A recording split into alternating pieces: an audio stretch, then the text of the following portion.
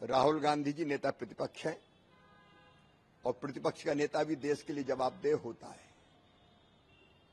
और देश के बाहर जाकर देश की छवि खराब करना ये देशद्रोह जैसा अपराध है।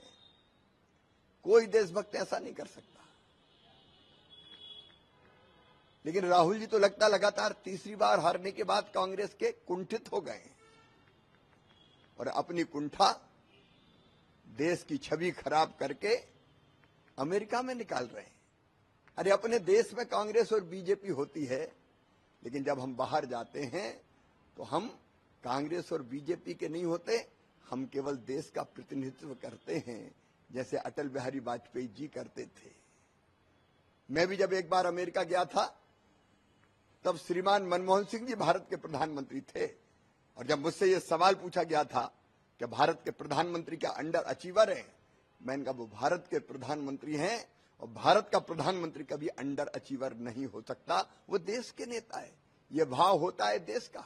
और आप क्या राष्ट्रीय स्वयंसेवक संघ की बात करोगे, संघ ने तो लाखों लाख कार्यकर्ताओं की, ऐसे कार्यकर्ताओं की मालिका तैयार की है जो तन मन और जीवन संपूर्ण देश को समर्पित करते हैं।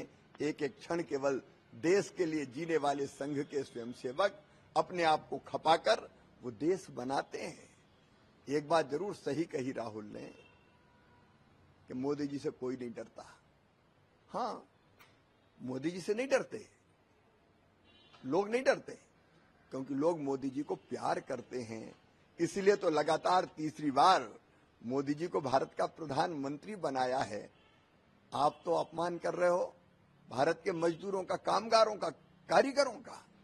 आप कहते हर चीज मेड इन चाइना आ रही है।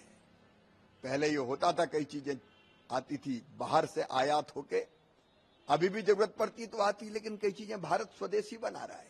मोदी जी के नेतृत्व में आत्मनिर्भर भारत का निर्माण हो रहा है और ये मोदी जी का ही नेतृत्व है कि भारत आज दुनिया की 5वीं सबसे बड़ी अर्थव्यवस्था है। जल्दी हम तीसरी सबसे बड़ी अर्थव्यवस्था बन जाएंगे। लेकिन राहुल जी, आपने भारत जोड़ो यात्रा की, भारत से जुड़ नहीं सके।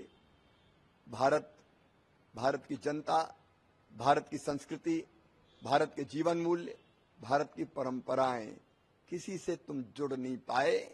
राहुल जी, छोटे मन से कोई बड़ा नहीं होता। For exclusive and insightful videos, subscribe to our new channel ABP Live Premium.